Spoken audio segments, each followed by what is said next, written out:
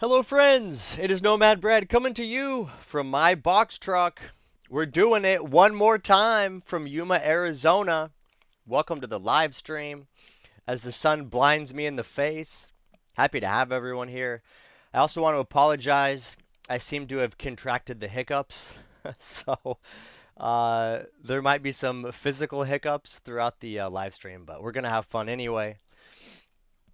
Looks like we got a pretty active chat already. Happy to see a bunch of folks around. Happy to see, by the way, all the channel members.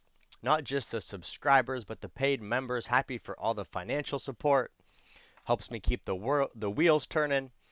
It's going to help me with the build out. Every dollar I make at this point is being saved and going towards my next van build. So I appreciate you guys. Also, I wanted to say, starting this Sunday, I'm going to include a credit in the end of each video that I publish. Every Sunday video, I'm going to have credits that roll, and it's going to include the names of all my channel members. I really appreciate your support, and so I wanted to throw you guys a little thank you, and so you guys will be in the credits of all the Nomad Brad YouTube videos moving forward. Appreciate you guys.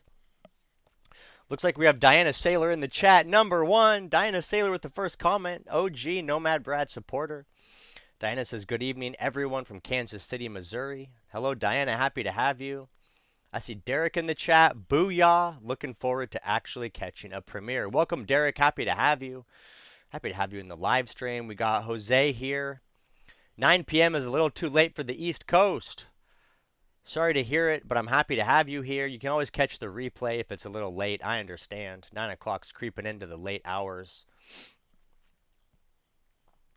I don't know. Even my 70-year-old parents are up till, sometimes 10, 11 p.m. Just depends. So I guess it just depends on if you're a early riser or a night owl. Dino Lindsay in the chat. Hello, 8 p.m. where she's coming from. Happy to have you here, Dino Lindsay. Thank you for the support as a channel member. Smoking on PEVs says, let's go. Let's go. I'm happy about it. I'm excited. We're going to have fun tonight. Diana Saylor says, I've stayed awake for 2 hours a few times when he's on a roll of information. I've needed that he's given everyone. That's hilarious. I appreciate you for hanging in, Diana. One thing I want to mention is I appreciate you guys hanging in for the 6 p.m. Wednesday live streams. My goal for the summer is I want to do some weekend live streams because I know we have some folks that have regular jobs, 9 to 5ers, and they can't attend. I know for sure Real Cruz is not able to attend because he has Friday, Saturday, Sunday off. So my goal for this summer is to focus on YouTube, making videos, traveling, and hanging out with you guys. So I'm going to try to do 2 live streams a week. Might not be every week, but that is the plan. So you guys, if you want to tune in Sunday instead of Wednesday, I'll probably do it on a Sunday. Sunday is a nice chill day for a live stream. So that's kind of what I'm thinking. I'll probably keep the Wednesday and just do a Sunday. Let me know how you guys feel. Let me know in the chat if you would prefer a live stream on Sunday afternoon, or if you would prefer to keep it Wednesday at 6 p.m. Let me know what your thoughts are. I try to keep it consistent because I know people get used to it and they know Nomad Brad's going live every Wednesday at 6. So I want to keep things consistent, but I also want to make it convenient for you guys. So let me know how you're feeling about the live stream schedule. We got John C in the chat. We got Revo Runner in the chat. We got Adventures with Super Dave. Happy to have you here, Super Dave. Brunswick, Georgia, 81 degrees. It's currently 88 degrees. Currently 88 degrees in Yuma, Arizona. 6:05 p.m. and Nomad Brad is coming to you through Starlink. I got the Starlink activated, got it all set up today, updated the software. So let's do a speed test really quick and let's see what kind of numbers we're bringing in. Now keep in mind, previously I've been using Connect 10. I've done a lot of live streams from here at my dad's house in Yuma, so I know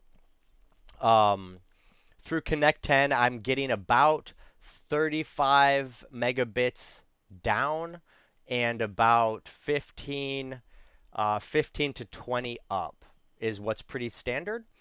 with Connect 10, which can be AT&T or Verizon. It depends. But let's run a speed test really quick and see how Starlink is doing. So first we're going to look at the download speeds. 120, 125. So pretty fast on the down, 131. But now we're looking at the upload. Not quite as robust.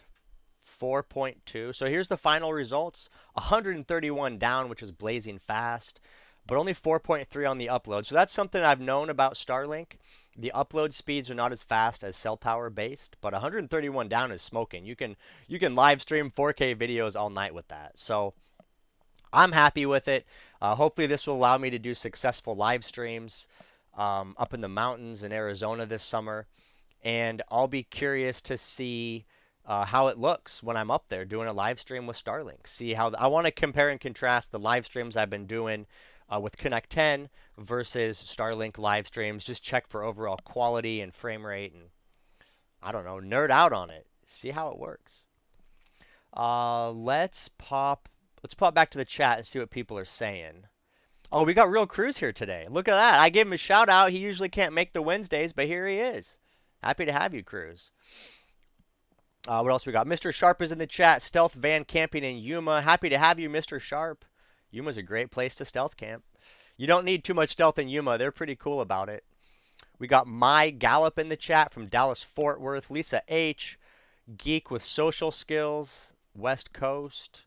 Sean is here. Good evening, Sean. Happy to have you. We got Avoda from Malaysia. Happy to have you here, Malaysia. John says this is his first live. We just started at 6 o'clock. We usually go for anywhere between 1 to 2 hours, depending on how much information there is. Just so you guys know, tonight we're going to talk about my plans for summer travel. I'm going to be showing you guys how I use Google Maps to kind of plan out my journey, find cool destination spots, and how you guys might like to use Google Maps to plan out some adventures that you're going on. So that's what we're going to cover.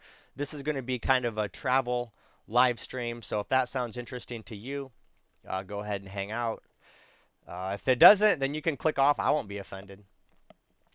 Let's see what the audience says. Dino Lindsay says Sunday afternoon.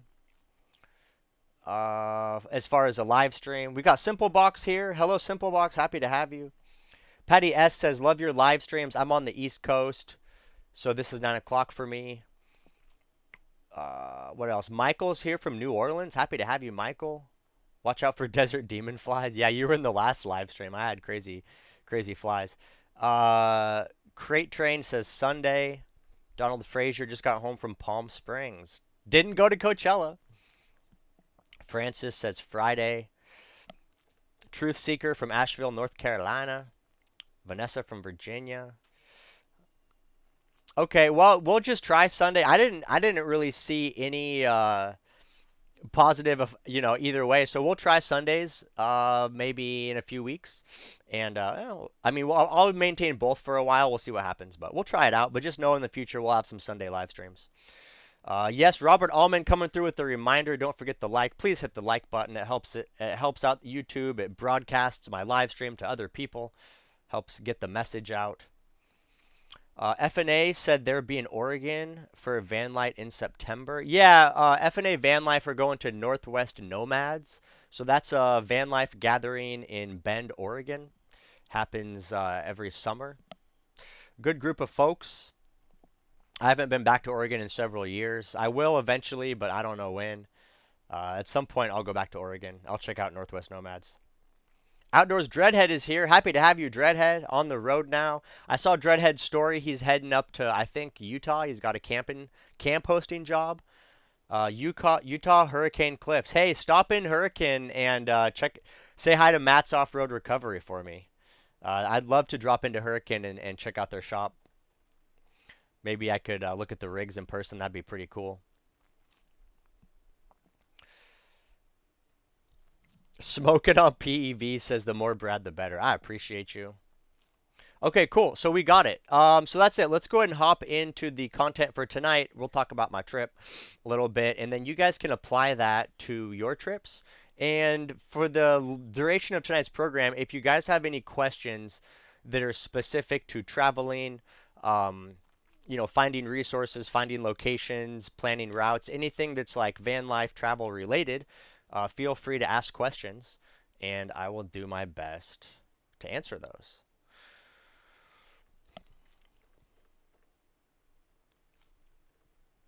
Okay, so here we go. Let's hop in. So what I'm doing right now, this is Google Maps that I have opened up, and so we can see if we zoom out, here's a full view of the map. And as we zoom in closer to Arizona, you can see these little blue um, kind of bookmark areas.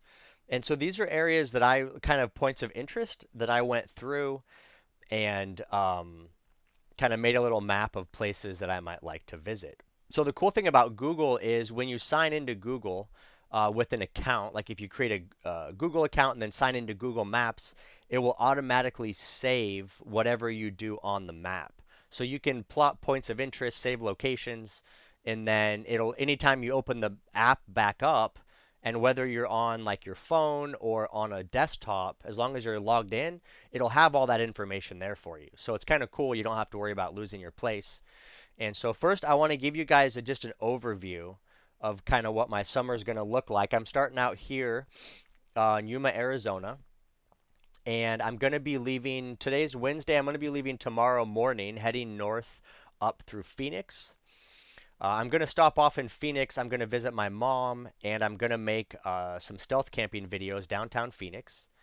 And then that'll be it for the city. I'll be heading out. So I'm going to be going up Highway 60 up to kind of northeastern Arizona. And you can see it just if you look at Google Maps, you can see all the green kind of in this area. So Arizona actually has some pretty nice forest land as you get up at a higher elevation. So that's kind of the goal is, and I'll show you guys some of these spots a little bit later, and we'll talk about them a little more in depth. But I just want to give you an overall view. So my plan is to go up through. We're going to go east of Phoenix through Highway 60 through Globe. We're going to go up. The first big town I'll hit is going to be Show Low, Arizona. And that's a pretty high elevation, so the temperatures are going to be quite a bit cooler. In fact, I'm going to have to bust out my jackets. It should be pretty nice and cool. And so I made a little itinerary here of multiple spots I'm going to check out in the Show Low area. We'll cruise up a little bit north, go up near St. John's. I'm going to try to visit Journey with Nicole. She has a big, like a 50-acre off-grid homestead, so I'm going to try to drop in and check in on her. And then I'm going to be heading west and just taking my time, kind of cruising west through Arizona with my ultimate plan being ending up in North Nevada. And so I'll be going to basically Gerlach, Nevada, which is where they hold Burning Man. So that'll be my ultimate. I think that's where's that at? I thought I had it saved on here, but that's going to be my end destination for the summer is going to be Gerlach, Nevada, and I'll be there for Burning Man. I have to be there end of August. And then I haven't planned anything since then. Here it is, Gerlach right here. So here's Burning Man. So that's going to be that little red pin. That's going to be my end for the summer. So that's quite a big trip. I'm coming from here all the way up and over, rooting through, coming back through Arizona, and then I got to cross up all the way to northwest Nevada. So it's still a pretty far journey. If we just hit directions from Yuma, just as the crow flies, if I was going to take the shortest route, that's 750 miles. But I mapped it out with all these different interest points, and I think it was going to be about 1,200 miles each way by the time I zigzagged through. So it's going to be a pretty good little trip. So I'm excited about it, and I haven't planned the return trip home. That's enough for me. Just planning the summer months, getting to Gerlach at the end of August, and then after Burning Man's over, I will I'll reassess, reconsider, and then figure out the best path to make it back to Arizona. So I'll show you guys now what I've done as far as like picking points of interest on the map. So what the cool thing about Google Maps is they have all, like if you zoom in to a spot, it's going to have all kinds of different parks and points of interest. And then like just for example, here's one, Deer Creek Trailhead. So you can click on it, a place that you think might be interesting, you can click on it, and then it'll give you a bunch of photos that people have taken and submitted of the place. So you can click on photos, kind of get an idea of what it looks like, see if it's a place you might want to go, if it looks good. Here's looks like a little Sprinter van camped out by some cactus. So you can zoom in, kind of check out a spot, and then if it's a place you want to go, you can click the little save button right here, this little icon. You can click save, and then you can make a playlist. So like I made this playlist summer 2025. So you could click on that, and then it'll save it within that playlist or within that like, travel list. So that's kind of a cool little feature. And then that's how I was able to populate kind of all these different locations. And so as I'm going up 60 heading up to Show Low, I kind of went through and I found some cool different spots I wanted to stay at. And like, look at this. It's hard to believe this is northern Arizona. So like they got a little creek here. You got some pine trees, little creek running through a campground. Lots of trees, lots of forest, lots of greenery. There's a pretty good lake, that you can find. Roads look pretty decent, not too rutted out, not all gravelly and washboarded. So I thought this looked like a pretty good spot, so I went ahead and saved it on my map as a destination to check out, and that is Upper Log. It's just called Upper Log, but it's basically a little campground. And so for me, I'm basically looking for two places. I'm looking for places that I can stay the night, but then also I'm looking for places that are going to have services, right? Like water fill and also showers. I don't have a shower in the rig, so that'll be something I'll kind of keep an eye out for. And so I have a little bit of both saved in here. Like for example, I have this spot, which is called Corduroy Bridge Rest Area. And so this is just a rest area. There's really just a little pullout that you can go and park at. And here's another cool feature is if you click in on it, you can get a 360, Google Maps picture view, and you can even, cruise down the road a little bit and see what it looks like, see what spots might be available. Oops. So it's pretty nice to use Google Maps. Just, kind of the advanced imaging that you get is pretty handy. Can we go up in there? No, it won't let us go up in, but so this is a spot that I had saved, and in my mind, this is probably like a good sleeping point because I'm going to be coming from the Phoenix area, and so I think this is like a 3-hour drive, and it's kind of right before I get into all these little lakes and trails and stuff. And so when I am planning a road trip and doing some traveling, I usually I don't like to drive more than like 3 hours in a day, especially this summer, because I'm not in a rush. I'm actually trying to kind of kill time, right? I'm basically just hanging in northern Arizona where the weather's good until Burning Man, right? So in this case, I'm really not in a hurry. I want to really take my time, go slow, and just absorb the scenery, relax in nature, make some cool videos. So for this trip, I'll definitely not be in a rush, and I'm going to focus on, probably not driving more than 3 hours at a time. And so the way this trip is going to be working though is I have about 3 hours to get up into the mountains. And then once I'm up in the mountains, I found quite a few spots that aren't that far apart. So my plan will be once I get into basically this, kind of show low area, I'll be able to go spend a couple days in a place and then move on. And that's kind of my plan. A couple days here, a couple days there. And I want to do some hiking, do some exploring. So I found this Springs Trailhead which looks like a pretty cool little hiking path. They got some streams, some wild horses. So it looks pretty cool.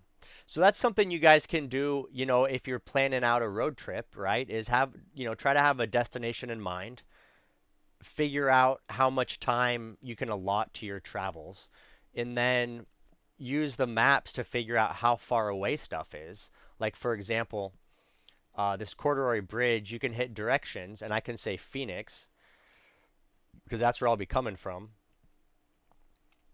And it's going to tell me 2 hours and 50 minutes, right? So I know if I drive 2 hours and 50 minutes, that's just about 3 hours, which is kind of my time allotment for driving. And so that should be a good spot to stay the night. So my plan is I'll stay the night there and then wake up refreshed the next day and just kind of journey in and start exploring and see what what else there is, what else is offered. And so, you can do that for, oops, I got super zoomed in here. Hold on. So you can do that for all the spots. Like, for example, actually, let's do this. Let's do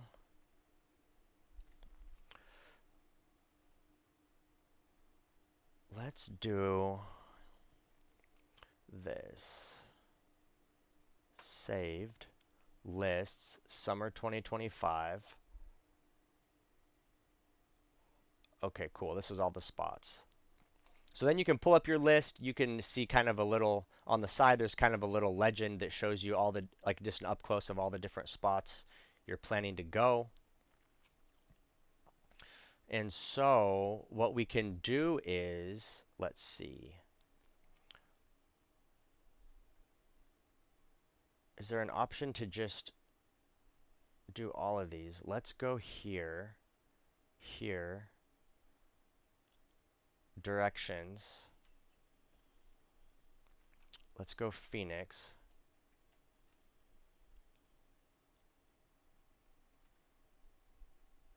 And then let's go add destination. And let's go, can we do it like this? No. Williams. Add destination. Okay, so then we can add destinations from our map. Oops. And then it'll create a route for us. And then you can manipulate the map to kind of pick out what kind of path you want to make. Let's see, add destination, upper log, Deer Creek. Let me populate in all these spots that I liked. Deer Creek. Oops, we got that twice.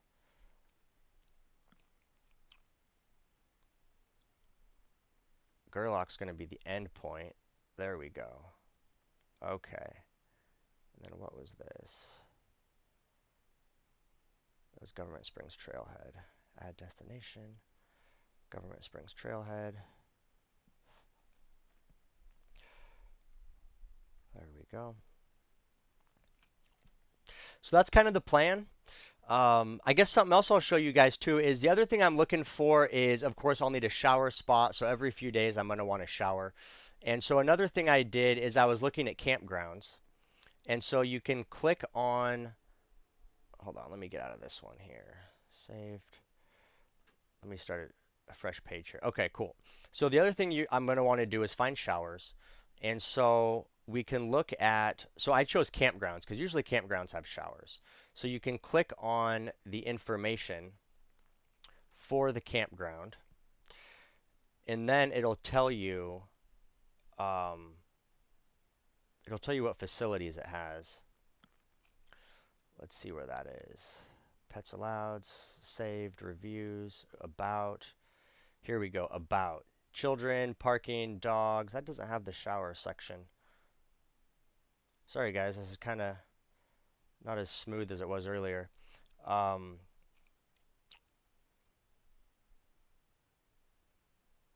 But anyway, I've chosen a few campgrounds along the way that will allow me to get a shower. And so that's my thought is we're gonna go in and see.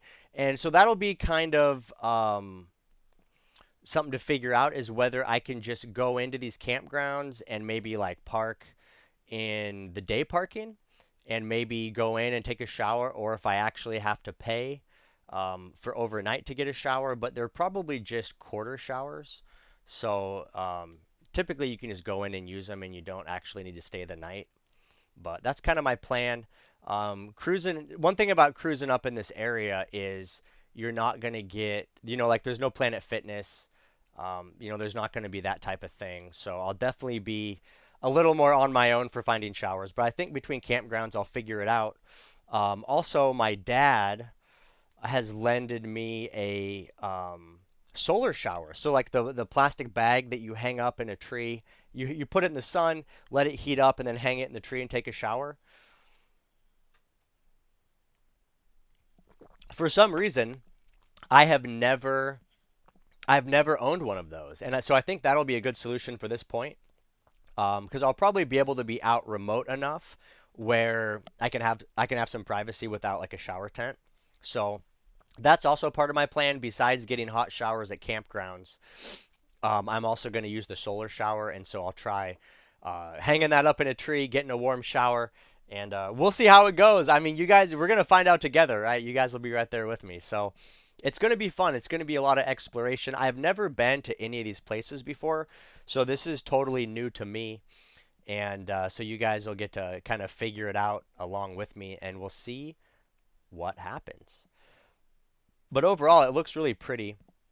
There's a lot of cool spots that just look like they're going to be nice for hiking and just kind of wandering around, hanging out in nature. And it's pretty cool to see how much greenery and water is actually in northern Arizona. And when I was looking at the map, more of a zoomed out version, there's actually a lot going on. So this dotted line right here, this is the border of Arizona and New Mexico. So there's quite a bit going on even if you want to cruise over into New Mexico. There's a lot of cool stuff up here, and there's some hot springs and some cool camping as well. So that's kind of the plan. And, something else that I'm doing and that I would definitely um, encourage you guys to do is don't book yourself too tight. So, I have kind of a light itinerary of places I want to go, but I'm definitely leaving a bunch of space open where I can, if I find a cool spot, I can go check it out. If I talk to someone and they tell me about something going on, I can go check that out.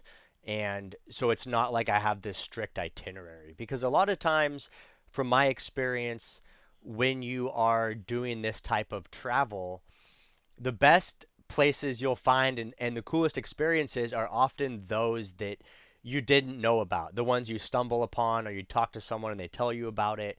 So um, I would definitely suggest leaving some space open and having your mind open for those types of experiences. So I'm planning on bringing in a lot of those and just having some cool little side quests that I don't even know about yet. So yeah, someone says the White Mountains are beautiful. That's exactly what this is. This is the White mountain range, and so we're gonna go explore it. And also the Mogollon Rim is up here, so I want to go check out the Mogollon Rim, and it's like this cliff face at a pretty high elevation. And from the videos I've seen, you can camp like almost right on the edge of this cliff, and then it just drops off. So it looks pretty cool. And so I definitely want to try to get out there on the rim and kind of explore that a little bit. So that's all part of the plans. Concerned Citizen says, how many states do you plan on visiting?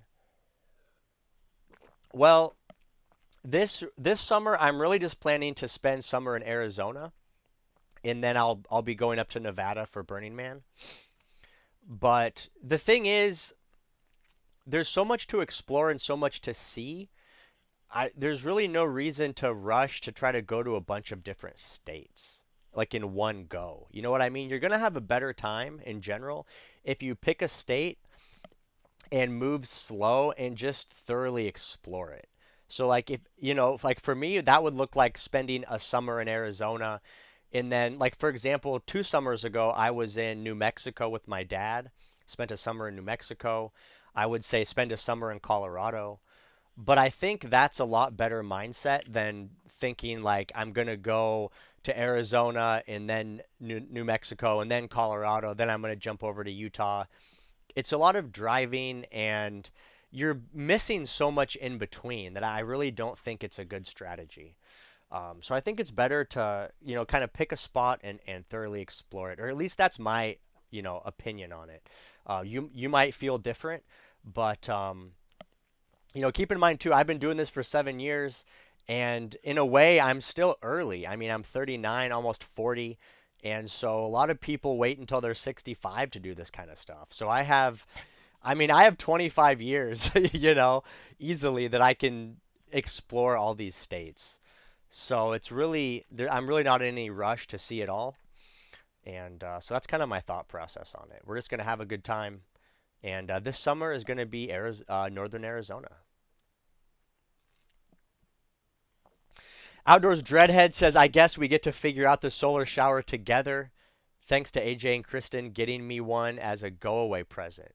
Shower together. I like it. Yeah, okay. Okay, Dreadhead's got a shower too. Yeah, man, we'll figure it out together. You'll have to give me an update. Let me know how your solar shower is doing. Jose is asking, will you take solar jobs as you travel? Yeah, I do plan on doing some jobs. I'm trying to enjoy myself and travel and focus on YouTube videos, but I do have some jobs I'm going to do. I already have a few people that have contacted me, so again, I'm not trying to fill my schedule with installs, but I will take some jobs that come up along the way. So that'll definitely be a part of it. And I talked to a gentleman maybe last month up in Sholo named George that has a horse trailer that he's looking to convert into solar to use as an off-grid prospecting trailer. So I'll reach out to George, and if he's still interested, I might do a solar system on his horse trailer. So that would be something I would do. I also have a friend over in Prescott, Happy's Trails, if you guys know Happy. He asked for some help on his ambulance conversion, so I'll probably do that, and we'll just see what comes my way. Someone says, Brad, check out Northeast Arizona. That's where I'm heading. Do you have any suggestions? Monument Valley Painted Desert. What's the Painted Desert? Let's see what that is. Oh, here we go. Oh, wow, look at that. That looks really pretty.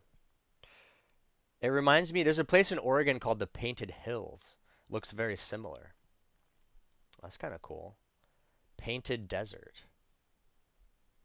Some of these photos are kind of underwhelming. That first one, that must be a lot of filters on that. That looks pretty intense. They got some structures out there. Oh, here's a petrified wood. I remember Nicole saying that I think she has her property is near the petrified forest. Yeah, so that'd be something to check out. Where is that at in relation to my travels? Painted Desert. Okay, so that's just north of Holbrook. So that might be something to consider. I'll go ahead and save that.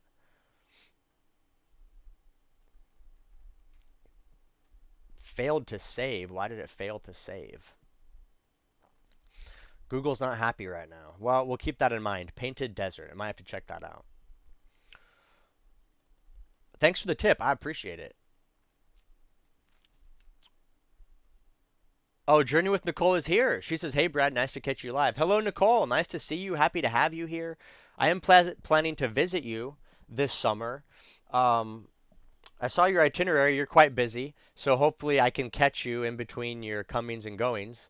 But I'll be up in your general area. Like I should be in Sholo by the end of next week, and then I'll be heading slowly north from there. So if our schedules align, I'd love to hang out. And I'm curious about your hot springs journey. You mentioned on the email that you were going to visit some hot springs, so I'm curious about where those are at or how far they are from your property.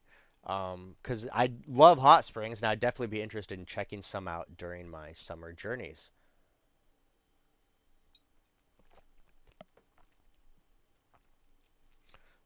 Let's see. Let's hop back in the chat. Patty S says it would take more than one summer to explore New York State. Yeah, I agree. That's what I'm saying, guys. The states are so big and there's so much going on. Don't rush through it. Take your time. You don't have to feel like you need to go visit 4 or 5 states in the summer, because if you do that, you're going to be rushing. And the whole point of the nomad journey is to slow down and enjoy yourself. So don't rush through it. Fern Moto says, I agree. I've lived in Arizona for 20 years and I feel like I haven't even explored my own state. Absolute truth. Michael says, have you ever thought of exploring eastern states? Yeah, Michael, it's definitely, I've thought about it, but I just haven't got there yet. So I will eventually, but I'm starting out here. Arizona is kind of a home base because my parents live here. And so, there's so much to explore. I haven't even gone into Colorado or Idaho yet. So honestly, like in my mind, what makes sense is to start with where I'm at and expand out. So I'm in Arizona. I'm doing Northern Arizona this summer. I did New Mexico 2 summers ago. Next summer, I might check out Colorado or Utah. The following summer, I might go up to Idaho. So it's probably going to, I mean, in all honesty, it's probably going to be several years before I go east. It could be 5 or 6 years before I make it to the East Coast. But it makes sense to come back to Arizona in the winter as a nomad because Arizona just has the best weather. I mean, none of those eastern states you would want to be in during the winter except maybe Florida. But Florida doesn't really interest me because it's still humid and buggy. So I don't really even have much interest in Florida. So it would probably be a while, but I'll get there eventually.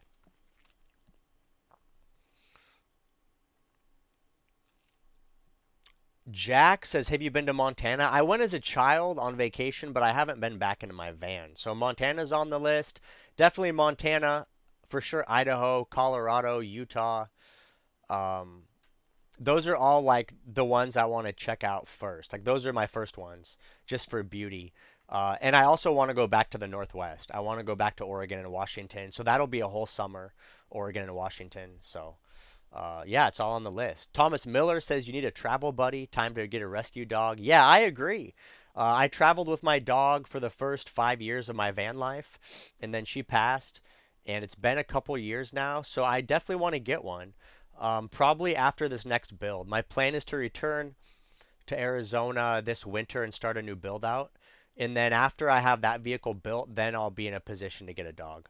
So that's kind of my tentative plans.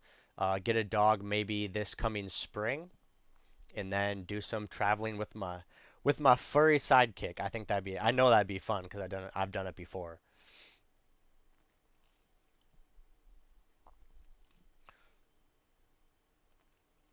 What else we got? Desert Runner Rick in the chat. Hello, Rick. Happy to have you here. Happy to see you hanging out. We got Javier in the chat. Have you thought about driving to the east? I answered that. AJ is driving. AJ is driving right now. It sounds like AJ and Kristen are on the move. There's some box truck nomads, box truck gang, box truck homies from up in Arizona. I think they're Havasu's their home base. AJ does a lot of work out of there. Sean says, are there any areas in northern Arizona good for buying land to build a barn dominium? Yeah, there's a lot of good spots in northern Arizona, especially as far as building restrictions go. There's a lot of places with pretty good building. Up by St. John's, where Nicole's at, there's good spots. Williams, Arizona. I have some friends in Williams. Let's see. I have some friends in Williams. Oops, Williams, Arizona. AZ. Williams, Phoenix? No, where's Williams?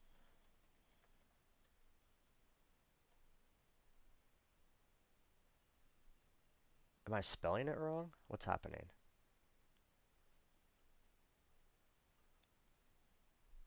Weird. I don't know what's going on. Anyway, here it is. The town of Williams. So just outside of that, there's some pretty good land you can get. So that's a spot that I might visit because I have some friends out there that actually have like some off-grid homesteads going on. So there's a lot up here. The only thing I've heard is I have a friend with an off-grid property in Williams, and he said it's hot in the summer and it gets really windy as well. Wait a minute. Yeah, it's hot in the summer, not crazy hot, but it's hot in the summer. It's cold in the winter, and it can be really windy. So, it's I don't know if it's really the best spot if you're gonna try to do off-grid stuff, but it is a popular place. I think the building restrictions are pretty laid back. So, yeah, if you look around online, you'll find a lot of different places that are pretty popular. Nick the Sunbird says hello. Hello, Nick. Happy to have you here. Mr. Gutierrez, hello. What's up? Donald Frazier says I did live in a Class A for 3 years and traveled around the country. Great fun and totally lived on retirement pay at 59 years old. Happy to hear it, Donald. Happy to hear you're out there making it happen. Outdoors Dreadhead. I went to Holbrook, Arizona. That's where the car movies and model after. The car movies are modeled after. Oh, okay. Yeah, Holbrook is on my list of places to check out. So I'll be going through Holbrook, checking it out. We got F&A VanLife in the chat. Hello, F&A. Happy to see you here. Yeah, they say Idaho's full of hot springs. I agree. It seems like both Idaho and Colorado have a ton of hot springs. So that's definitely on my list. I want to do a whole like hot spring tour, and so that's definitely something that I'm interested in. Um, F&A Van Life, we have some viewership crossover here. Someone was just mentioning they were watching your live stream this week, and that you guys were talking about um, going to Northwest Nomads. So we got some F&A fans in the chat. Look at this hot spring, Monroe Hot Springs. Look at this. This looks like some Dr. Seuss level hot spring. But I think this one's really cool because it has like almost like it looks like a waterfall, right? It looks like there's actually water coming off this rock formation. Like you could stand underneath it and get a little waterfall shower. So that's pretty cool. They got a little soaking tub somebody brought up there. Look at that. Soaking tub carved right into the side of the mountain.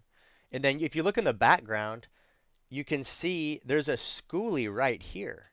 So that's really what I'm interested in as far as hot springs go, is I want to find some hot springs where you can park like pretty close to the spring and then, just stay in your rig and walk over to the spring and take a dip, and it's a pretty good time. That's what I did in Nevada. I went to Bog Hot Spring a few years back and I parked right next to the hot spring. It was awesome. Yeah, look at that. There's a nighttime photo.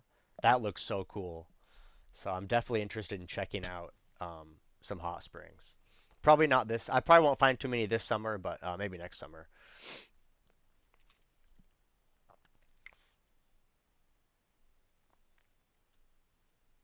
Donald Frazier says Oregon has hot springs. Yes, sir. Yeah, I started my van life journey in Oregon. They have some awesome hot springs. It was a really good time up there. And I had a few nomads at the time I was traveling with, nomad friends. There was a group of like probably 5 or 6 of us that all kind of traveled around through the Eugene area. Isaac Turner was there. Jordan was there. Jordan from Northwest Nomads, and me and Bronte, and yeah, a few other people. We had so much fun. Actually, F&A were even out there. Frankie and Alex from F&A Van Life, they came with us out to McCready Hot Springs, and we all soaked and hung out in the evening. It was a good time. So I definitely want to make it back to Oregon. It's on the list.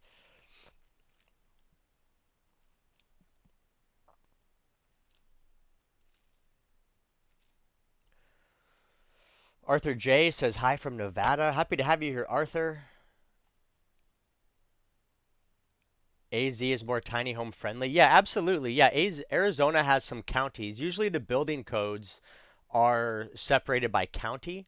And so Arizona has a lot of counties that are very friendly for tiny homes and off-grid building, and there's not a lot of restrictions. But keep in mind too, usually that land, it's a little more desert-like. It's not super picturesque. It's going to be a little more on the dry side. Um, but I don't know. There might be something near the White Mountains, you know. But you kind of have to just pick what you want your land to be like, right? If you want something that's nice in the winter and not too cold, then you're going to need more of a desert location.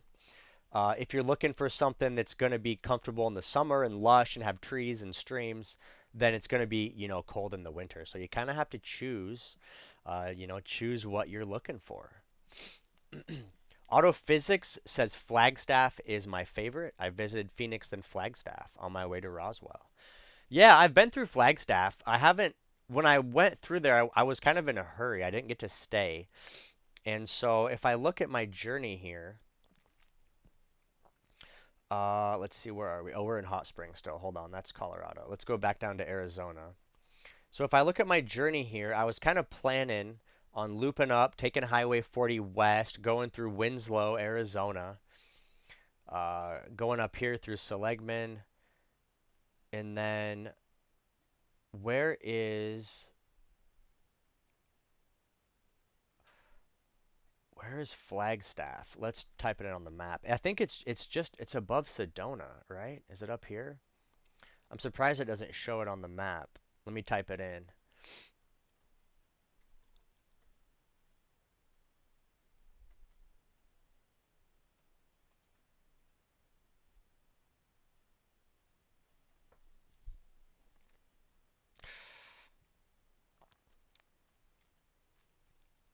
That's not right. The Google Maps is being funky tonight.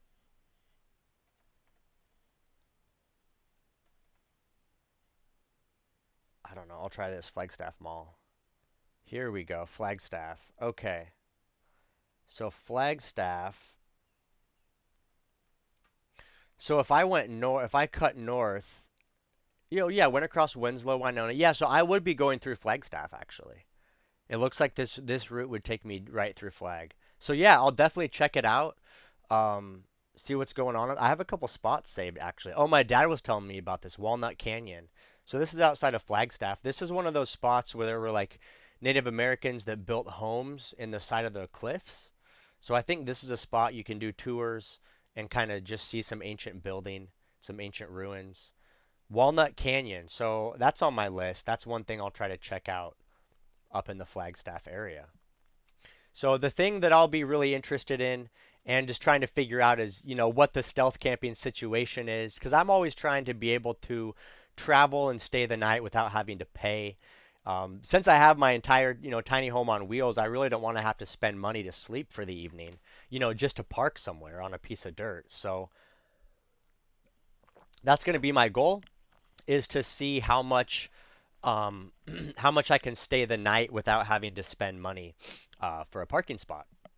So we'll try to find BLM land, and also we'll just do some old school renegade stealth camping. We'll park on some streets, try to find some logging roads or something. So we'll definitely check it out. Thomas says, first time watching you live from northern Wisconsin. Good content, fella. Want to start doing the same here myself. Happy to hear it, Thomas. Thanks for joining us. Yeah, the live streams are pretty informal. We're just hanging out, kind of talking about whatever. Tonight we're talking about travel. So, yeah, happy to have you here. Nautilus says, I grew up in Williams. Cool spot is the lava tube between Williams and Flagstaff. Let's check that out. Let's see. Let's zoom out a little bit. What do we got for a lava tube? Here we go. Lava River Cave. Look at that. Wow, that's pretty cool. I did a lava tube in Bend, Oregon. It was pretty fun. I would definitely check that out. What's interesting is it gets super cold in there. It's funny because outside it'll be like, 80, 90 degrees. And then you walk in the tube, and the further down you go, the colder it gets. And they tell you to bring a jacket. So you start out in like, long pants and a t-shirt. And then at the end of the cave, you have like your sweatshirt on and you're shivering. So it's kind of, it's an interesting experience. But yeah, that's cool. I gotta save that. I don't know why Google Maps isn't letting me save anything. Failed to save. I wonder if my playlist is full. Can I save it on my favorites? Failed to save. I don't know what's going on. Let me close out and just start a new tab. Maybe it's an old Google page. Let me try a new one. It's having a malfunction. Let's try it again. Google Maps. Here we are. Zoom out. Okay, let's go up. Flagstaff area. Like this. Let's try this again. Lava. Tubes. Was it this one? Lava River Cave. Yeah, this one. Let's try to save this again. Save. Summer 2025. There it goes. It's saved. Okay. So yeah, the old Google Maps page needed to be reloaded. So now we're in business. Now we're saving, so I added that to the itinerary. Lava River Cave. Heck yeah. Awesome. Appreciate the tips, guys. Help me have a adventurous summer.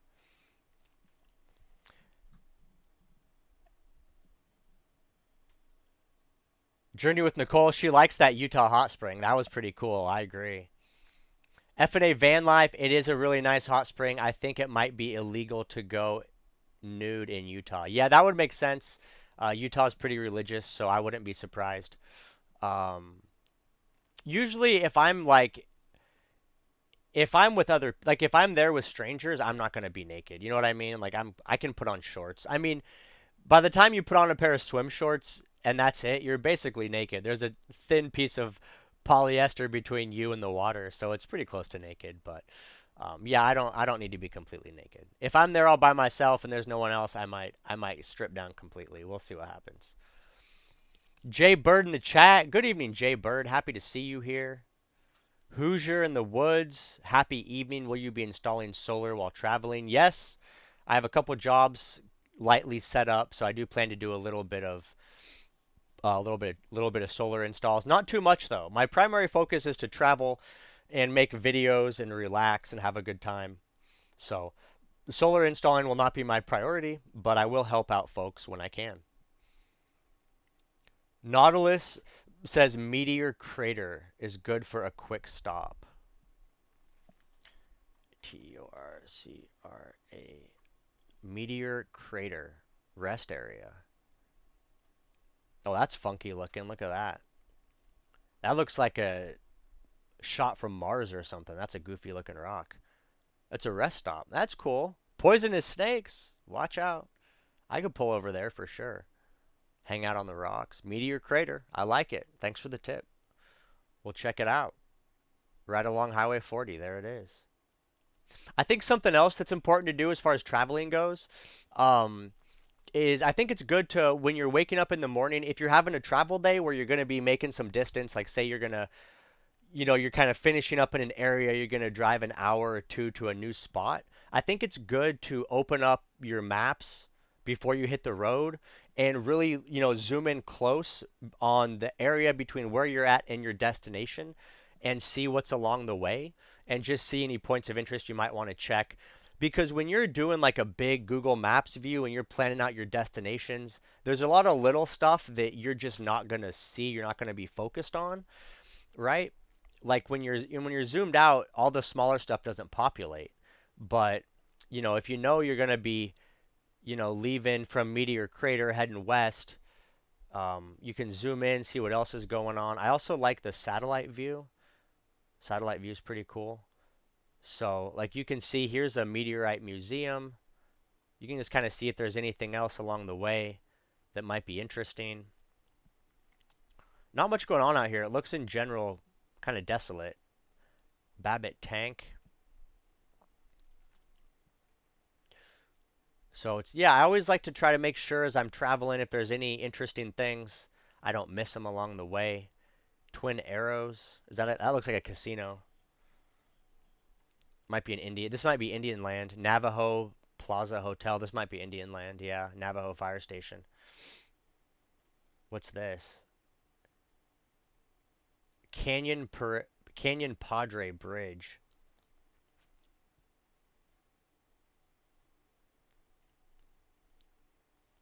Overall, though, the landscape looks pretty cool. I'm excited about it. Be a nice change of pace.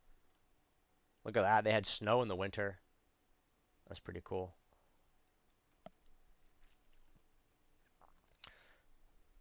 Hopping back to the chat, Jaybird says, Brad, what would it take to buy your rig today? You can't buy it today, Jay. I'm sorry. I'm traveling. I'm leaving tomorrow, man. If I sell you this rig, I'm going to be homeless. Can't do it. Can't do it. It'll be for sale in the winter. So, I mean, it's been for sale for a long time. I listed this thing for sale in like December, and people weren't in the buy-in mood. So, it'll be for sale next winter, that's for sure. Autophysics says, yeah, but perfect for solar Brad to capitalize. Yeah, so the cool thing about what I do in my traveling and doing solar is, um, if I take a solar job here and there, it'll pay for all my expenses along the way. I can work for one day if it's a good job. I could work one day and that would cover easily a couple weeks worth of expenses. So, it's kind of nice. Hopefully that'll work out. And then if I have a bigger job that would last me like 3 or 4 days, that could be a whole month's worth of expenses or even more.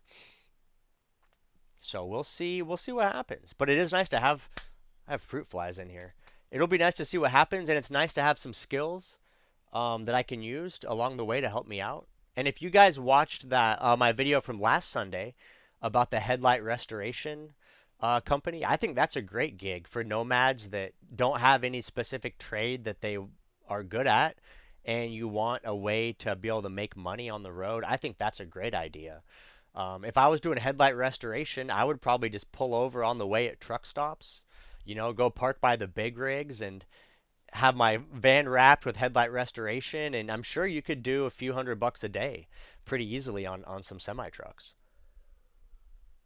And the great thing about that again is you make your own schedule. There's no boss. Work when you want. When you're done working, you can start traveling again. So I think if I didn't have my skill set doing solar, I think that's something I would seriously consider. Like if I would have found out about headlight restoration 5 years ago, I probably would have done that. It seems like a pretty nice way to make some decent money and just live easy, not be stressed out.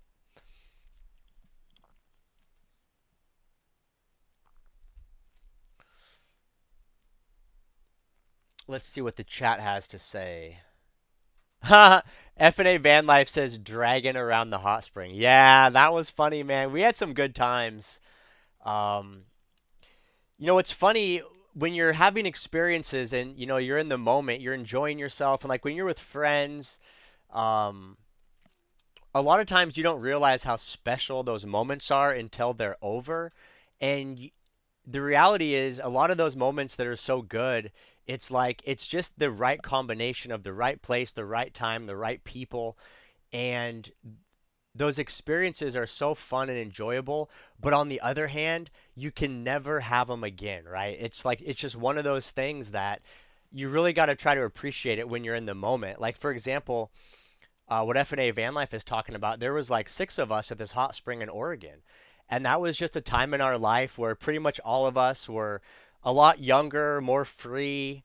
We didn't have commitments. A lot of us were single. And so just the group of us was pretty solid, and we kind of hung out for a little bit. And it was a really fun time. And it's just one of those things where, like, even if all of us got together again and went to the same hot spring, like, you could never recreate that experience. It was one of those times we were all just kind of young and wild and free.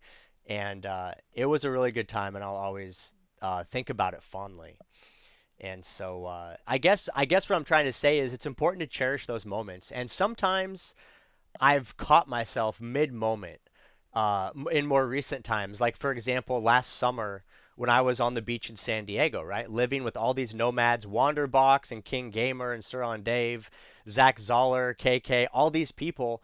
I remember having a conversation with King Gamer, and I was like, it was at the point that we were on the beach in Fiesta Island. There was like 8 rigs lined up. We were all hanging out, having a good time.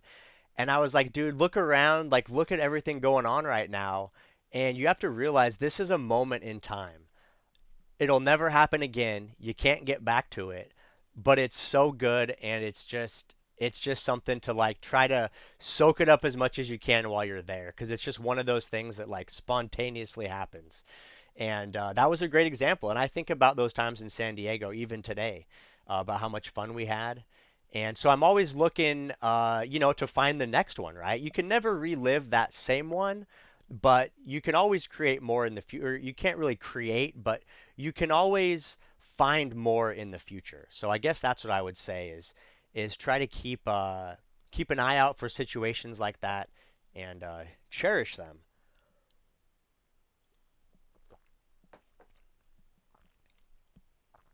Jody De La Cruz says, "Good afternoon. It's 3:45 p.m. 3:45 p.m. in Hawaii. Holy cow! I didn't. What time zone is Hawaii? 3:45 p.m. That's crazy." Jay Stewart says, "There's always Winslow, Arizona. Such a fine place to see." Yeah, I'll definitely go through Winslow. That's a popular spot.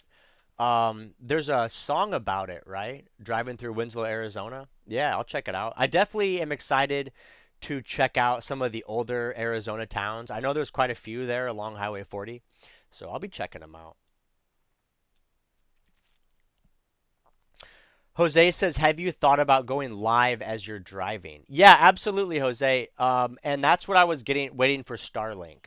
So now that I have Starlink, I can have high-speed internet while I'm traveling, and so I am planning to do some live streams while I'm driving. I won't be able to read the chat, because I'm driving, but at least I can just show you guys where I'm at, what I'm doing, and talk a little bit. So yeah, I'll definitely try to incorporate some live drives. I think that'll be fun. Richie says hello from Australia. Happy to have you here, Richie. Thanks for joining. Tactical Nomad Official says good evening. Happy to have you here, Tactical Nomad. Thanks for joining the chat. Hosier in the Woods says, will you have a spot for your e-bike on the new build? I'm not sure yet. I will initially while I'm in the building phase. I'm not sure what I'm going to do with the e-bike, but I'll definitely figure a way to bring it. I am bringing the e-bike with me this summer. It'll be on the passenger seat. That's the only place I have for it, but I will have the e-bike, so we'll do some e-bike rides, get out and explore. Should be pretty fun. Concerned Citizen says, how big of a water storage tank are you looking to have on the next build out? I want to have 50 gallons of fresh water, and I'll probably stick to like a 30-gallon gray water tank.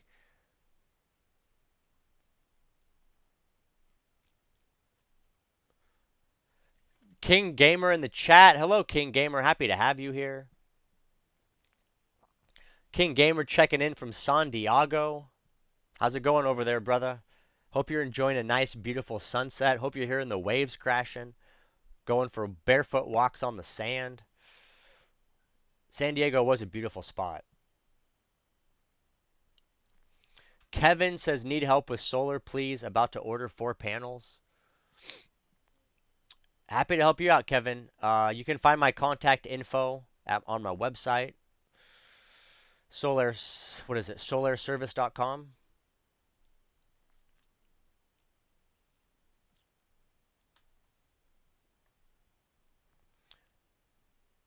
Nautilus says Sycamore Falls and Sycamore Canyon is really cool. Way less people than the Grand Canyon. Where's that? Sycamore Canyon. Oh, it's yeah, Arizona. Is that on the edge of the Grand Canyon? Oh, look at that. Where's this?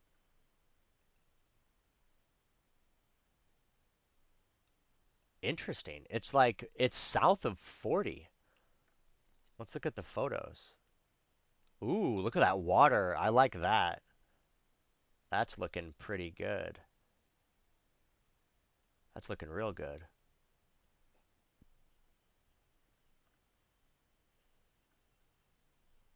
What else we got here? Sycamore Canyon Wilderness. There's a little cave. That looks pretty cool. I like that. Look at that. You jump in the water. Look at that. I don't think I'd go in that cave. That looks dangerous. That looks like it's got snakes on it. That looks like snakes at the bottom of that cave. No, thank you. No, thank you. But yeah, that looks like a cool spot. I'll have to add that to my list. Sycamore Canyon. Summer 2025. It's on the list. It's going to be quite the adventure to hit all these places. So you can see how, I mean, I could easily spend all summer just cruising through these places and still not see everything. Let's bring the map up a little bit. There we go. So, yeah, there's a lot to do in Arizona.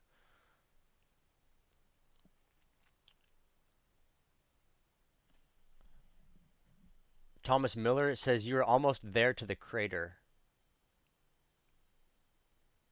Meteor crater? I think I just did that. That's that rest area. Visitor center? Oh, dang. Look at that. Dang. I'm glad I wasn't around when that thing hit. That's a huge hole. That's a massive hole.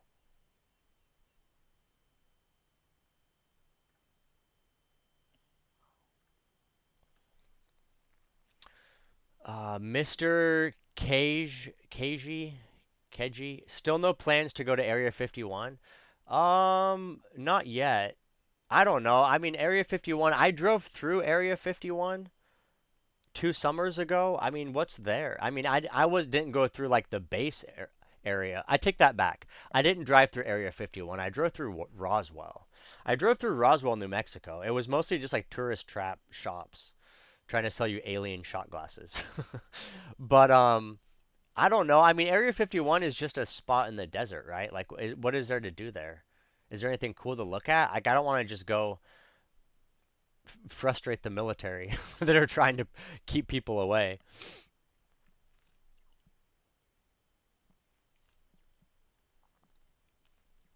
Concerned citizen, will you install solar panel on my house? No, I can't do houses. Only vehicles. I see we got Adventures with Super Dave coming in with a super chat. So it sounds like you're getting the most out of your box. Thank you, Super Dave. I appreciate the support. I appreciate you so much, Super Dave. Happy to have you here. We also got Author I joined as a Silver Nomad. Joined the membership. Thank you so much. Desert Runner Rick says, are you going to continue using the Boxio toilet in the new rig or compost? That's a good question. I don't think I'm going to do the Boxio. I'm going to do some kind of type of compost. I really want to make, on my next build out, I really want to make it friendly for passengers. So like my mom expressed some interest that she wants to travel with me a little bit. So I'll have like a guest bed, like a couch that pulls out to a bed, and I want to have a full bathroom. And so I want to do a toilet that's going to be comfortable for people that aren't used to pooping in bags. So I'm not sure what that's going to be, but I'll do some version of a compost toilet. Although I have been really happy with the Boxio. I really love it. And if it was just me, I would totally do the Boxio again. It's affordable, it's comfortable, it's all you need. But I do want to try to make this next build a little more comfortable for non-nomads. So I'll do some type of a compost toilet. I mean, yeah, the Boxio is not truly a compost, it's more of a separation toilet. Alt code guy says, at what stage do you recommend putting in an air conditioning unit? That's a good question. Um, it kind of depends on your preference. If you want to hide the air conditioning lines in the wall, then you need to mount it before you do your wall paneling. But if you're okay running the air conditioning on top of the wall paneling, then you can do it later. So it's really just a personal preference. It also depends where you're living and how soon you need air conditioning. So like for me, um, if I was going to start to build this spring, which was my plan if this box truck would have sold, I would have done air conditioning right away because I need it. It would have been getting hot here. But yeah, it's a personal preference. There's really no right or wrong answer. You definitely want to make sure though that you have like your path figured out and you have your electrical figured out, all that kind of stuff. Jose says, "Are you open to romance while traveling?" Yeah, absolutely, man. Yeah, I'm open to meeting someone. Absolutely. I'm just not seeking it, but if it finds me, I'm open.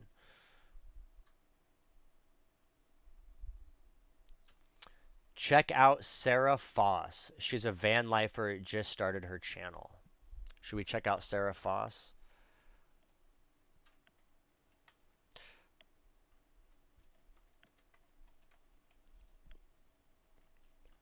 She looks just from her like YouTube page, she looks like Mariah Alice. That was the first thing I thought. Dang, look at that. She's one, two, three, four. She's 5 videos in. Somehow her first video did 377,000 views. And then she did a video 2 weeks ago that got 40,000 views. I gotta say, if you're a good looking female, all you gotta do, and I'm not trying to be critical here, but you can put up a thumbnail of you and some nature in a bathing suit, and it definitely helps out the algorithm. So good on her for taking advantage of that. Good on her. Sarah Foss.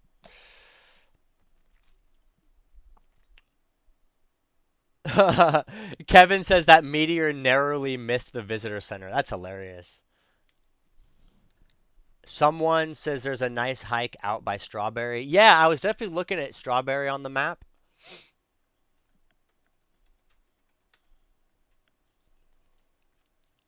Google Maps, Strawberry, Arizona. So that's like a whole area. Look at this. I mean, just look at the picture right there. That's pretty cool looking. Look at that. They got some Amish windmills. Wow, look at that. That's beautiful. Big cave outcropping over the river there. That's awesome. I gotta add this to my list. Where is that? I want to know specifically where that is. That is so cool. Christopher Chapman. Wow. Okay. Yeah. Thanks for mentioning that. I've heard of Strawberry, but I didn't put it on the map. I really want to know where that watering cave is. That's cool. But let's see. Where is Strawberry? Okay, I see. Yeah. Oh, you know what? My dad too. My dad was talking about Strawberry. He said that was a good town. Let's see if we zoom out. What do we got? Bob Bear Trailhead. That's cool. Let me just save this really quick. Springs at Fossil Creek. Ooh, look at that. Oh, that looks nice. Okay, we'll add this to the list. That looks so cool. Summer 2025. Cool. All right. So, yeah, something else I was going to say about finding romance on the road. I definitely would like to find a lady who has her own vehicle. I really don't want to live full time. I don't want to cohabitate full time in one vehicle. I think it's pretty stressful on a relationship when you're just in that tight of a space all the time. Some people do it. F&A Van Life are a great example. They lived together in close quarters for many, many years, and they pulled it off. But I don't think it's for me. And so I would like to find a lady that has her own rig, and that we can travel together but also have some alone time. I mean, I think part of it is I'm an only child, so I'm used to being alone, and I'm super comfortable with like alone time and personal space. And so I just get exhausted when I'm around somebody like all the time. So I need to be able to retreat and just be by myself and think and plan stuff out. So that would be the ideal goal for me if I could meet a lady that was also kind of cool being by herself, which obviously if you're a solo female van lifer, you're going to be somewhat comfortable by yourself. So that's the plan at some point in the future. Brad Nomad King Gamer says mom and Brad travel videos. Yeah, I might have to make one. I'm not opposed to it. Take mom out for a while, show her some sights. Diana Saylor says, "Do you have your headset on your Amazon list?" No, I don't. What is this? Yealink. Yealink. I bought this headset years ago. When I was working for my friend in Texas, and I was doing some like customer phone calls for his business.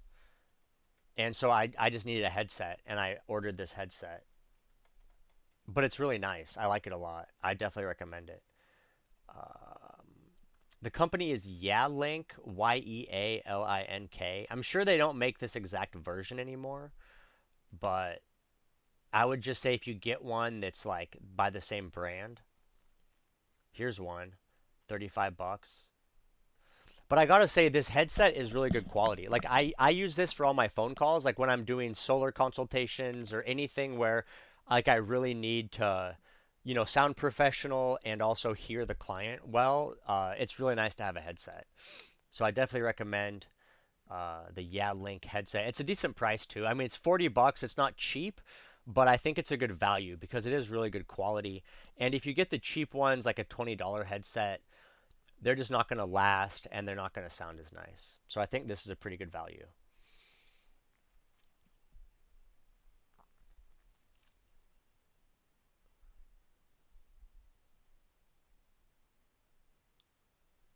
Desert Runner Rick says, "Let me know if you're going to sell it. I want it." What do you want, Rick? If I'm going to sell what? The van? The van's been sale for 6 months, bro. You know that. What do you want to buy? You don't want to buy this van. Revo Runner.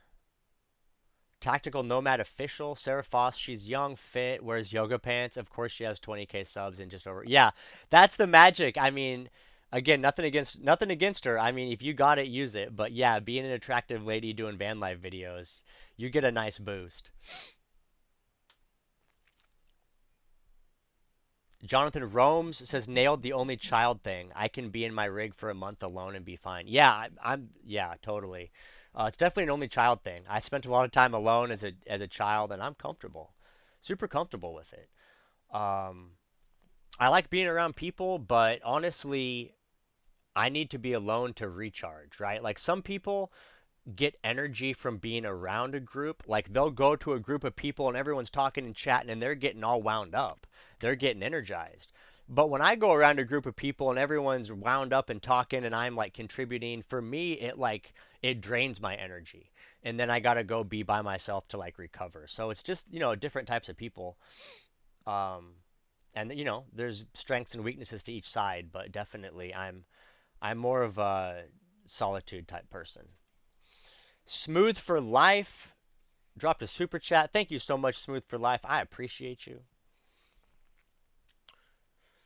Mr. KG says you spoke on mini splits last live. Are there any brands you'd recommend to us? Yes.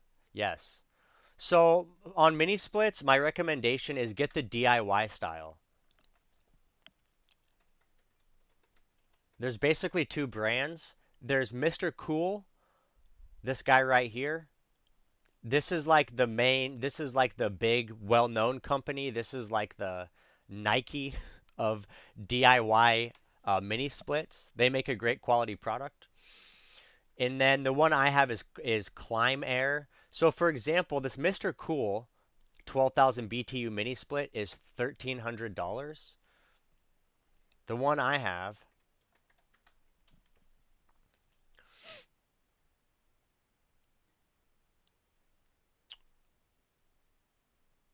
let's see, Climb Air DIY 12123 BTU.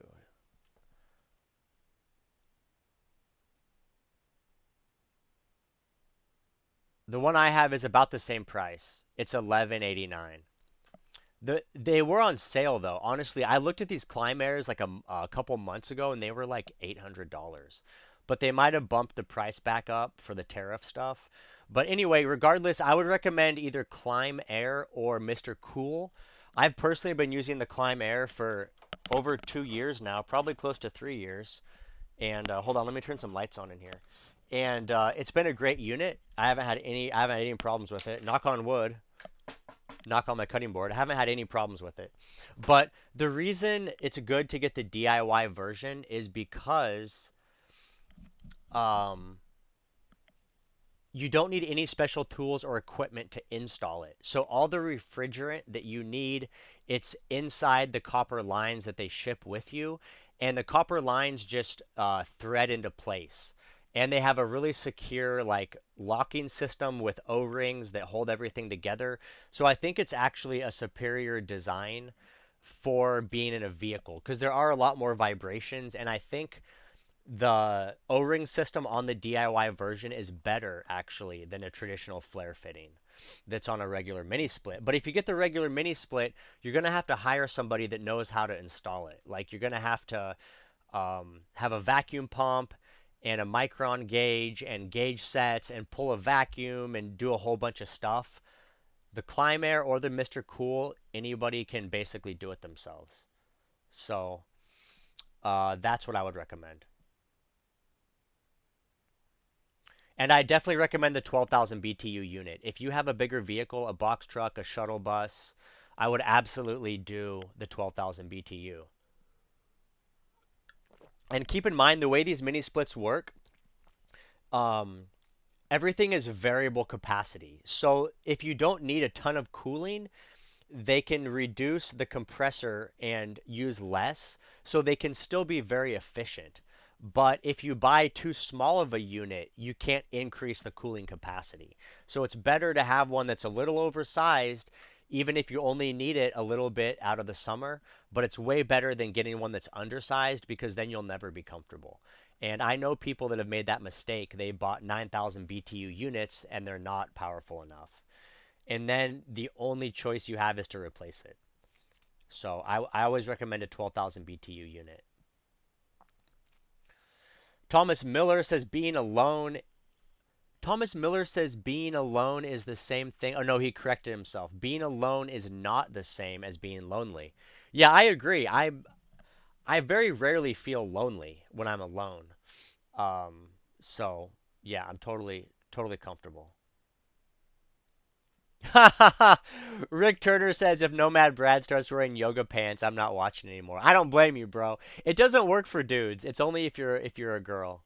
No one wants to see dudes in yoga pants. Oh, Desert Runner Rick says the toilet. Bro, you don't want to buy a used toilet. You don't want to buy my toilet, bro. Just get a new. They're not that expensive. They're like 200 bucks. The thing is with these toilets, like over time, the plastics do like um they take on a little odor. The urine container gets a little cloudy. I mean, you don't want to use toilet, bro. I'm telling you. If you saw mine, you'd not want to use toilet. But look, it's only 180 bucks, right? It's not. Here's the thing. It's 180 bucks. Buy once, cry once, and that's it. And you have an awesome toilet. It'll last you forever. I've been using mine for, I don't know, 2 years now. It's in fantastic shape. There's nothing wrong with it. I do clean it. I give it a good, every winter, I give it a good clean. I take it out, I hose everything down, wash it with soap and water, and I actually use dental retainer cleaning tablets, like the fizzy ones. I pour those in the urine tank with some water and let it fizz up and swish everything around, and it helps break up all the, settle the sediment inside the urine tank. So yeah, I love Boxio. It's a good price. It's a fair price. I mean, you can get the 5 gallon bucket, but this is nice. I would recommend this.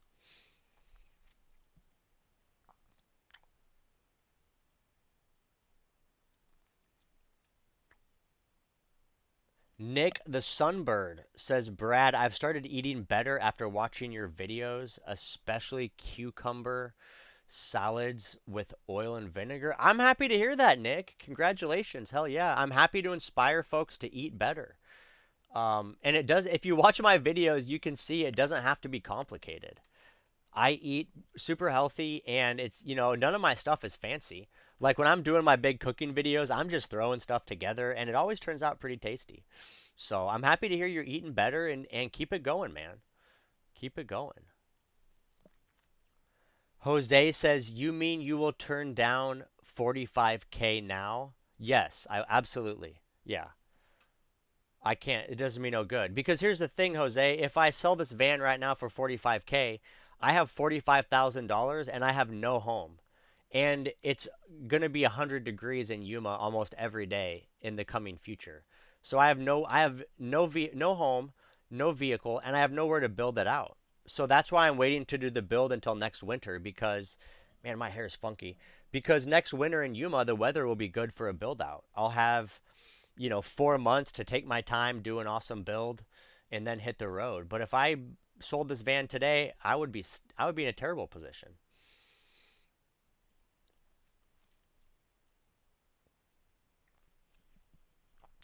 Tactical Nomad says the 799 Climb Air was listed below. Yeah, I saw that, but that's a different unit. That's not the DIY version.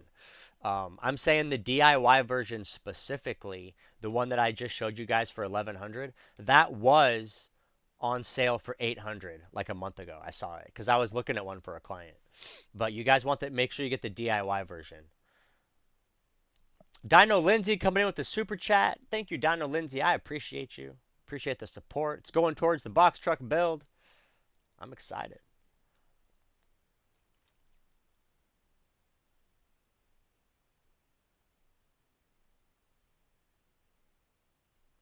Jonathan Romes. I've been focusing on a box truck for me. Was leaning towards a pickup van front, but you convinced me to start looking at it in Isuzu. I'm glad you did. Is there a reason you didn't mention Mitsubishi? Yeah, thanks, Jonathan. Happy to hear it. Yeah, I think the Isuzu is a really good platform. I mean, no matter what box truck you choose, everything's going to have its trade-offs, right? There's no perfect vehicle. But I've stated before the reasons I love the Isuzu. I think it's got a lot of good benefits, which is why I'm going to be going with it. Yeah, the reason I did not choose a Mitsubishi is because I have a friend who had a Mitsubishi. Actually, I have two friends that have Mitsubishi box trucks, and they've had a lot of difficulty finding parts. So the Isuzus are just way more common. They produced way more of them, and the Mitsubishis are a little harder to get parts for. And it's a different story if you're like, using it for business. If you're using it for your business to do deliveries and you have a warehouse or something and the vehicle needs parts, if you have to wait for a couple weeks to get parts, it's really not a problem if it's just a work rig and you can set it aside. But when you're living in your vehicle full time, it's critical that you can get parts quickly. And I don't want to be in a situation where I have to wait weeks to try to find a part and I'm broken down somewhere. So that's why I'm going with the Isuzu. It's super common. They've made tons of them.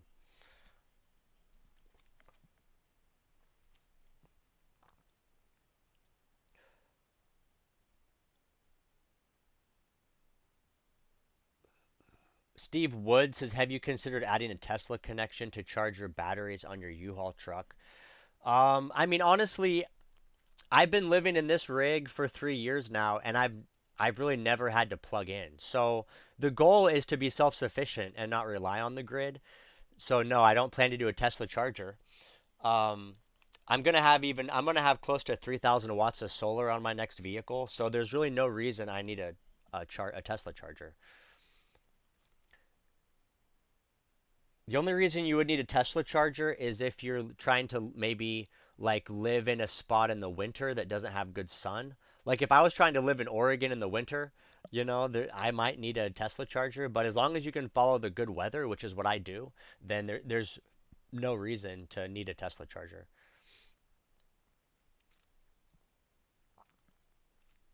Tactical Nomad says add approximately 1 tablespoon of aloe hand sanitizer to the urine jug. It kills the urine smell and keeps the plastic from turning cloudy. I've been doing this since 99. Dang, dude's got some experience. Thanks, man. I appreciate it. To the urine jug. Is that so? I guess that's while you're using it. Okay, Tactical Nomad. So in theory, you would add a tablespoon of aloe hand sanitizer every time you empty out the jug, right? Because you put the sanitizer in, you fill the jug, you empty the jug, and then you're putting the sanitizer back in. Is that correct? I'll have to try that out. I'm gonna need a big jug of sanitizer. I dump that thing out every couple days. Let's see what we got. Micro House. Hi, Brad. How do you find work? And do you feel like you stay busy enough? Yeah, I find work mostly through my YouTube channel. People that need help with solar usually reach out that way. I also have a website for my business. So some people come in through my website. I have more work than I can handle. I have to turn a lot of people away, unfortunately.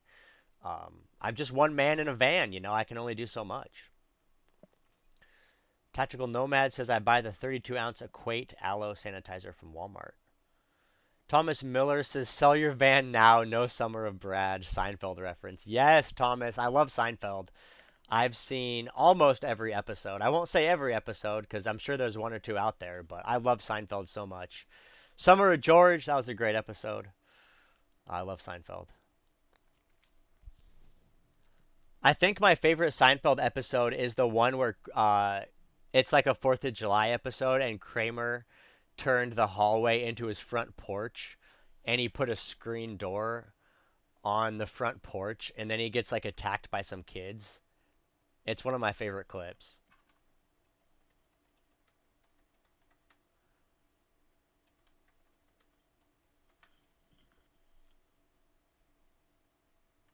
Get a little closer, so I can't see the screen door. Yeah. Perfect. Wait, is this Dad, the hinges are all rusted here. That's why the wind keeps blowing the door off. I hate that old door. Throw it out! Serenity now! Patty won't call me back. She's really gotten to you, hasn't she? I don't know what's happening. Kramer turns the whole hallway into like a front porch scene, and then like keeping in the theme of like front porch and stuff, he ends up getting hit by some kind of neighbor kids. Now, George, turn on the faucet! George, turn on the faucet! Pushy mama! Pushy mama! They cover it in silly string. Oh my gosh. I love Seinfeld. It's simple fun. You know, it's just simple fun. It's good old days. Anyway, we're coming up on 90 minutes. I'm going to wrap it up, guys, here pretty soon. I got to hit the road tomorrow. I'm going to go through the chat really quick, see what's going on, and then we'll sign out here. Let's see. TX Hemi says Mitsubishis will no longer sell parts in the United States after 2027. Good to know. Another reason not to buy Mitsubishi.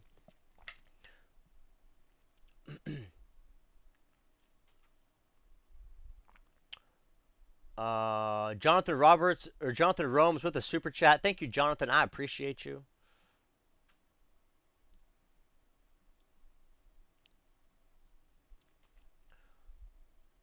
Okay, yeah. Tactical Nomad says every time you empty the jug, you add it back in. So I appreciate that, man.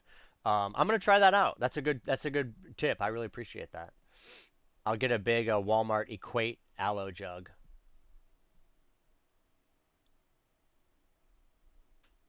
Huh. Ramon says, "Hey, Nomad Brad. My name is Ray. I work at the local mobile Home Depot here in Yuma, Arizona. I'm a big fan of yours. I invite you to come by the store, please." He probably saw my Home Depot Yuma stealth camping video. Kramer, all code guy says Kramer is the best. Yeah, I love Kramer. Serenity now, insanity later.